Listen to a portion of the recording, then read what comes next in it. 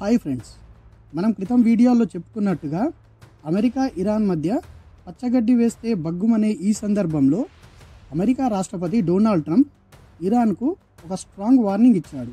అదేంటంటే ఇరాన్తో మేము ఒక న్యూక్లియర్ అగ్రిమెంట్ చేసుకోబోతున్నాము అని చెప్పాడు. ఇరాన్ గనుక మేము చెప్పిన కండిషన్లతో న్యూక్లియర్ డీల్ చేసుకోకపోతే ఇరాన్పై బాంబింగ్ చేస్తామని బెదిరించాడు. మాటలతో చెప్పడమే కాదు, దానికి కావలసిన ప్రిపరేషన్ కూడా మొదలుపెట్టాడు. అమెరికాకు హిందూ మహాసముద్రంలో డియాగో గార్సియాలో మిలిటరీ బేస్ ఉంది. ఈ మిలిటరీ బేస్లో యుద్ధ సన్నాహాల్లో భాగంగా B-2 స్టెల్త్ బాంబర్ని ఇక్కడికి దింపాడు. దీని అర్థం ఏంటంటే అమెరికా ఇరాన్లో ఒక పెద్ద సర్జికల్ స్ట్రైక్ని చేయాలనుకుంటుందన్నమాట.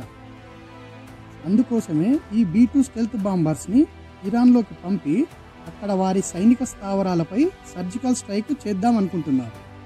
ఈ B-2 బాంబర్స్ స్టెల్త్ కావడం వలన ఇరాన్లోని ఏ డిఫెన్స్ సిస్టమ్ కూడా వీటిని రడార్లో గుర్తించలేదు మరియు తిరిగి అటాక్ చేయలేదు. కనుక ఈ B-2 స్టెల్త్ బాంబర్స్ చాలా తేలిగ్గా ఇరాన్లోకి చొచ్చుకుపోయి అక్కడ భయంకరమైన దాడులు చేసి వారి సైనిక స్థావరాలను ధ్వంసం చేయగలరు. అంతేకాదు, అమెరికా ఒక ప్రత్యేకమైన డీప్ బంకర్ బస్టర్ బాంబ్స్ని రెడీ చేసింది.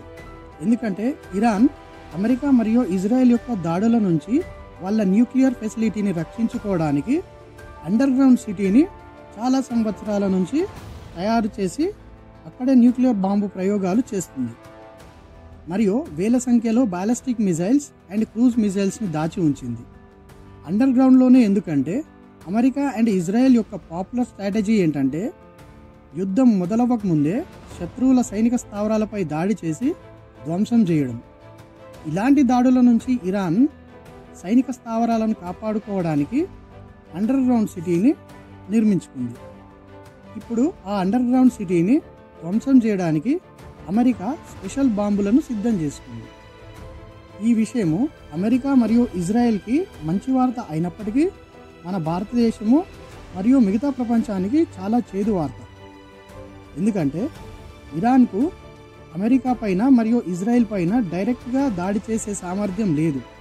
కానీ ఇరాన్ రిటాలియేట్ చేయడానికి గల్ఫ్ కంట్రీస్లో ఉన్న అమెరికా మిలిటరీ బేసెస్ పై దాడి చేస్తుంది.